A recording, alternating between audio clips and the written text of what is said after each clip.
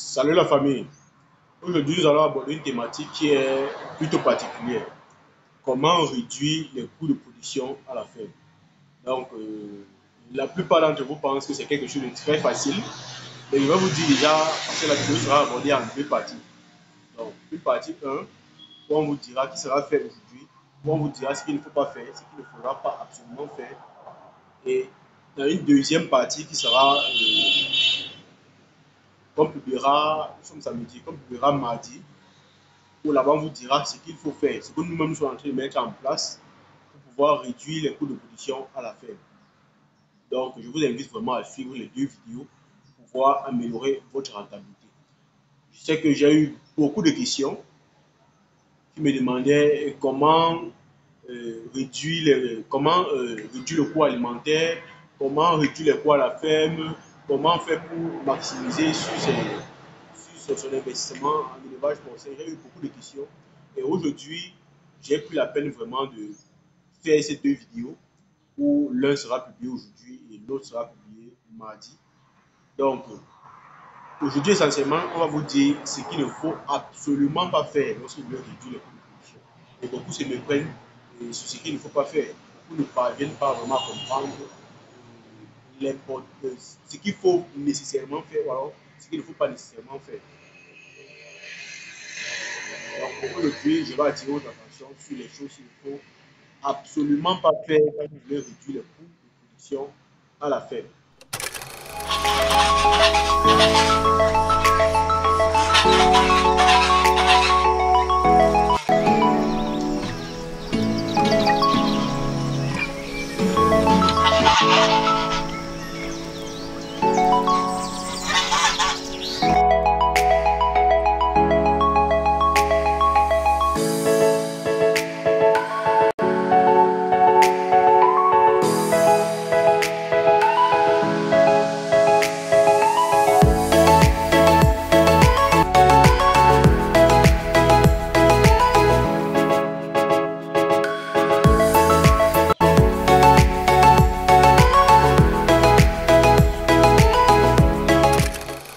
Alors, qui suis-je pour vous servir? Moi, c'est Simales Kobis, jeune entrepreneur agropastoral. Éleveur de porc, éleveur de volailles locales, éleveur de canards. Donc, ici, nous vous publions plusieurs vidéos par semaine, parfois deux, parfois trois, qui pourront vous permettre de comprendre le potentiel de l'agropastoral et de pouvoir mieux vous tenir, mieux comprendre comment vous allez faire votre investissement. Donc, je vous invite vraiment à vous abonner si ces différentes thématiques vous intéressent et à partager la vidéo parce qu'elle peut vraiment aider quelqu'un. Je vous assure, ici on partage des pépites. Ici on partage vraiment des choses qui ne s'utilisent pas. Donc, je vous invite vraiment à partager la vidéo parce qu'elle va vraiment, je ne dis pas qu'elle peut, mais elle va vraiment aider les éleveurs qui sont en train de se lancer à la vidéo. Elle va vraiment aider les éleveurs qui fonctionnent dans leur élevage à la vidéo. Elle va vraiment les aider. Je vous invite vraiment à partager cette vidéo. Donc, nous avons ouvert une programmerie comme vous pouvez voir derrière moi là. Ici, nous faisons la vente des aliments, la vente des ingrédients pour vous permettre d'entrer en possession des produits de meilleure qualité afin de mieux suivre vos sujets. Donc, la commanderie ici est là pour vous accompagner dans votre projet d'élevage. Donc, ici, nous vous donnons des conseils gratuitement. Nous vous suivons gratuitement. Donc, nous vous attendons sur place à la commanderie. Nous sommes sur la nationale numéro 5, venant à l'entrée de la ville de Consamba, venant de la ville de Douane. Donc, nous sommes là, nous vous attendons. Alors, la thématique d'aujourd'hui va porter essentiellement sur comment réduire les coûts de production dans votre ferme et les choses qu'il ne faut absolument pas faire. Cela sera élaboré en 5 points. Donc, chaque point sera, on va dire, un peu vulgaire. Chaque point sera un peu vulgaire, mais que la majorité des éleveurs pratiquent sans s'en rendre compte. Que la majorité des éleveurs pratiquent sans s'en rendre compte.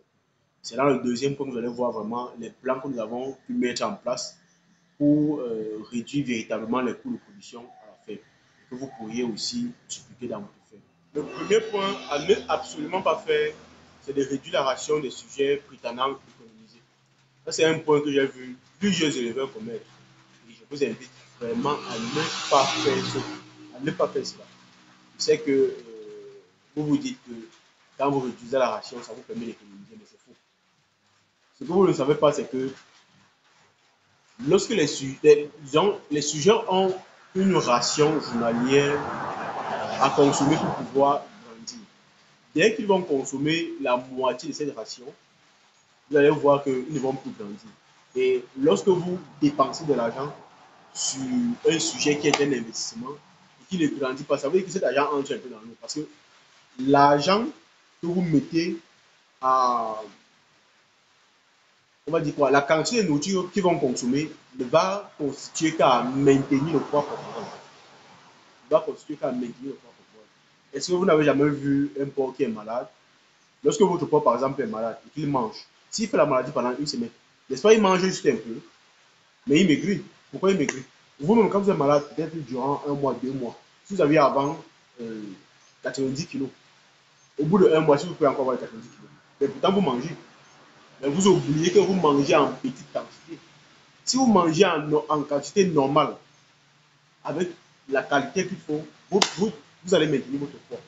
Mais dès que vous commencez à consommer petit et même pas de bonne qualité, forcément vous allez perdre en poids. Forcément vous allez perdre en poids. Donc c'est le même phénomène chez les animaux. Donc il faut bien savoir que lorsque un animal a besoin d'une ration de 2 kg, voire 3 kg par jour, il faut leur donner les 3 kg par jour. Si vous dites que non, il faut faire l'économie et que vous commencez à donner 2 kg par jour, vous allez vous rendre compte que les sujets vont même plutôt décroître. Si vous avez un sujet de 200 kg, vous allez vous rendre compte qu'au bout de 2 semaines, 3 semaines, ils seront plutôt encore à 150 kg, voire moins. Donc, ça dépend entièrement de vous. Je fais cette vidéo, je fais ma part du travail. C'est à vous de pouvoir comprendre ce qui est nécessaire et de faire la. Le point que je vais aborder ici, c'est de négliger le renforcement immunitaire des sujets. Quand je parle du renforcement immunitaire des sujets, je fais référence au fait de donner le vermifuge et les vitamines régulièrement, chaque mois pour être précis. Je sais que beaucoup d'éleveurs se disent que quand ils donnent la vitamine au sujet, ça fait que les sujets mangent plus et ils n'ont pas assez de moyens pour nourrir les sujets. Mais laissez-moi vous dire que quand les sujets consomment la vitamine régulièrement, pourquoi d'abord, je vais d'abord vous dire, pourquoi en premier le déparasiter? Pour déjà permettre à l'animal d'être sain. On déparasite parce qu'on veut permettre à l'animal d'être sain, de lui permettre d'avoir une très bonne digestibilité. Tout ce que vous voyez sur l'animal, ça se passe exactement de la même façon ou alors approximativement de la même façon chez l'être humain. Si un être humain est parasité, et que lorsqu'il mange, il valorise réellement l'aliment qu'il mange? Je prends l'exemple du ténia. Si vous connaissez le ténia chez l'être humain, lorsque un être humain est atteint du ténia, même s'il mange quelle quantité de nourriture, ça n'aboutira à rien. Parce que le ténia va consommer 60-70% de cet aliment-là.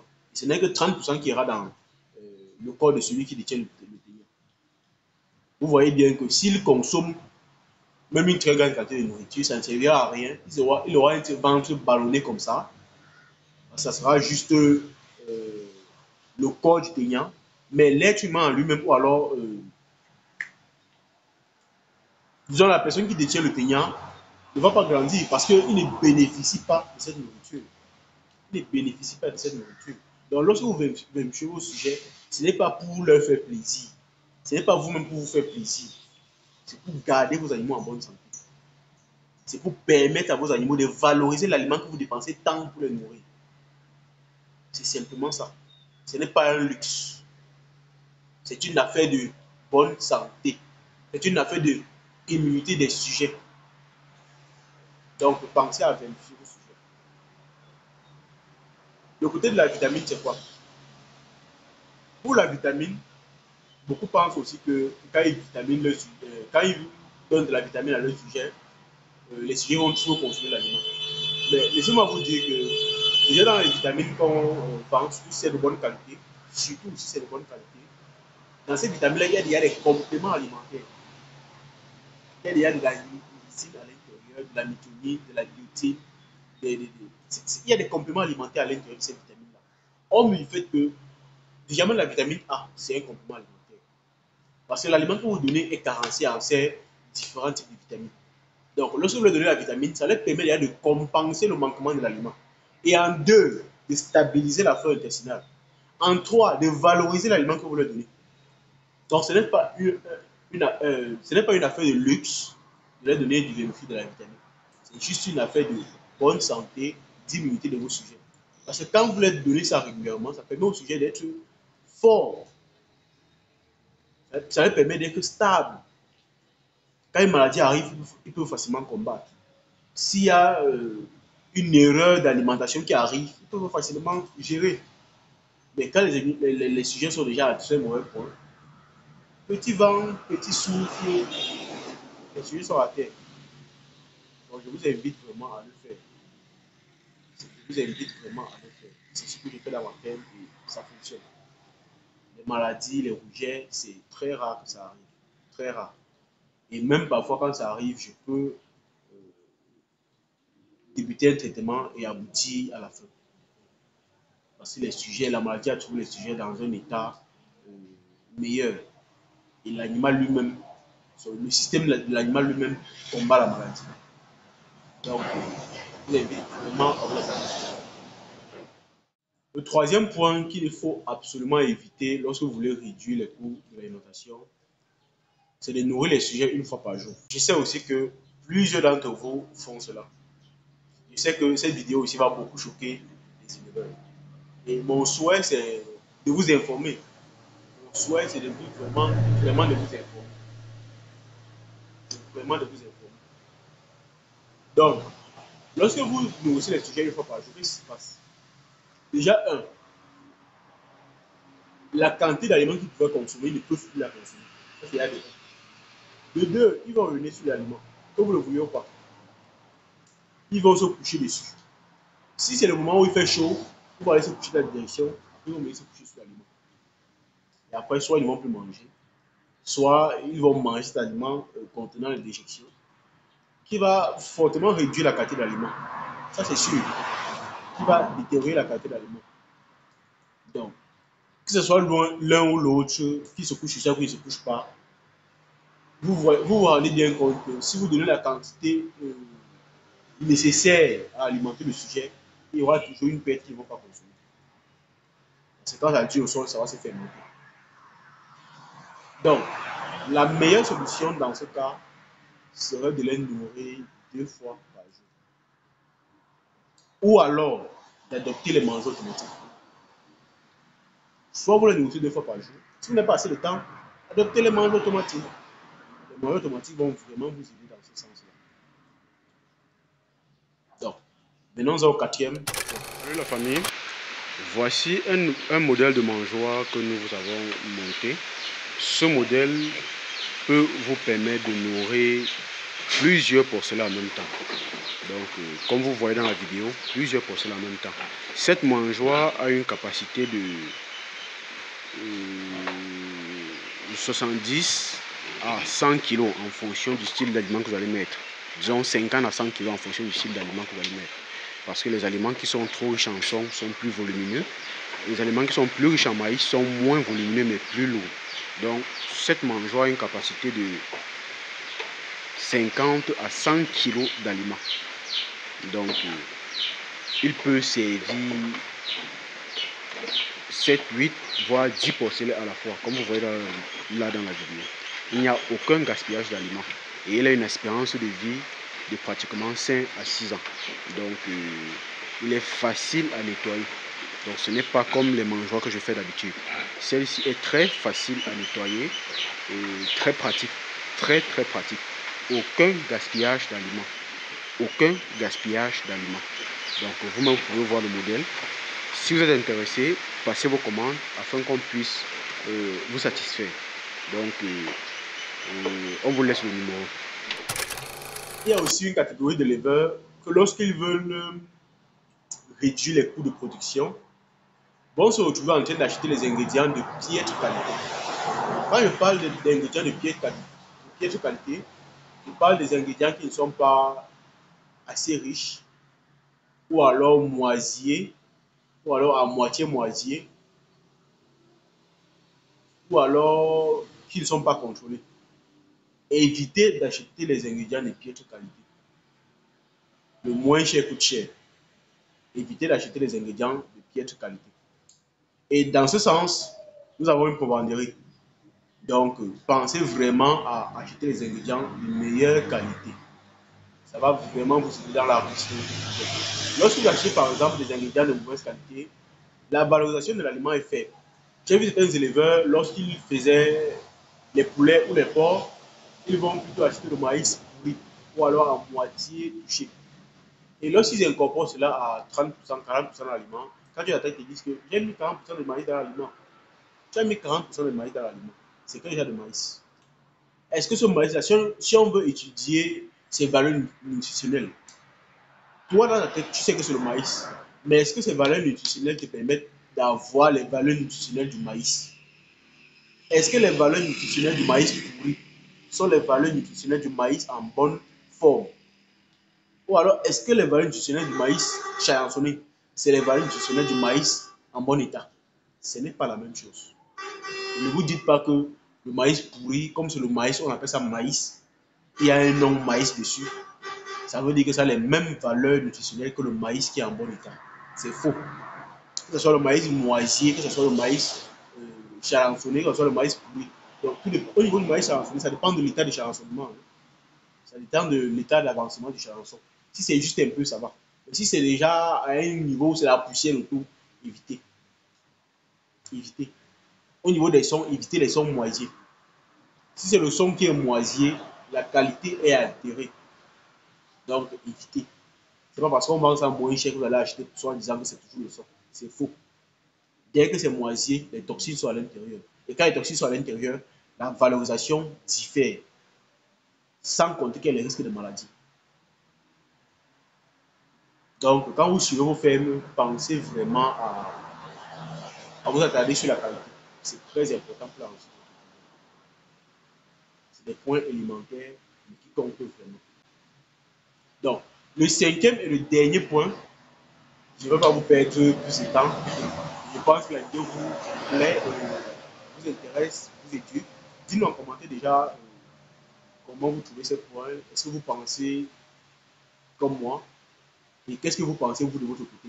Comment on fait pour réduire les coûts de production? Dans le cinquième et dernier point, pour réduire les coûts de production, évitez d'acheter des terrains inaccessibles, soit disant qu'elles sont moins chères.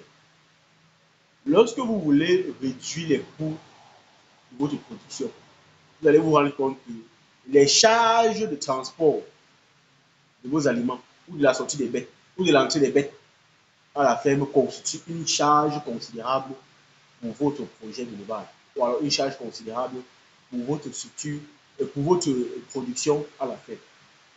Alors, l'idéal serait d'avoir un site qui est accessible. Une fois que le site est accessible, ça vous permet de faire des va-et-vient à la ferme de manière sereine, posée, sans perturbation, c'est aisé. Mais dès que le site n'est pas accessible, vous allez voir beaucoup de problèmes qui vont se générer après. Et ces problèmes vont être beaucoup plus liés à la finance. Beaucoup plus liés à la finance.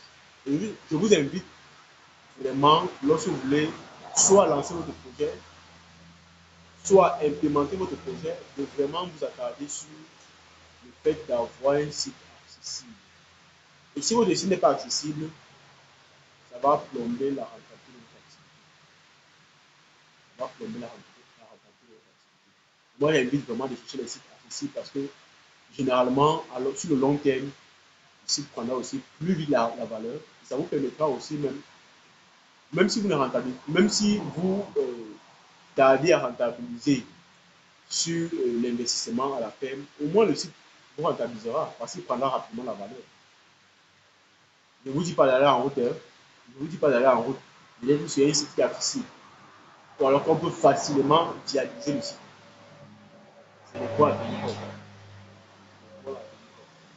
Donc ça c'était le dernier point. Dites-moi ce que vous pensez de cette vidéo. Dites-moi comment vous de votre côté vous essayez de réduire les coûts. De mon côté, j'évite forcément de faire ce genre de choses. Parce que j'ai fait ça au départ et je me suis rendu compte que les répercussions sur mon château. Donc aujourd'hui, je vous partage ça de manière gratuite. D'ici mardi, on aura la vidéo sur ce qu'il faut faire et ce qu'aujourd'hui moi je fais pour améliorer la production de ma ferme, pour améliorer les coûts de production de ma ferme, afin qu'elle soit de plus en plus rentable. Donc vous, je vous invite à me dire comment vous de votre côté vous faites. Je vous attends dans les commentaires. À plus.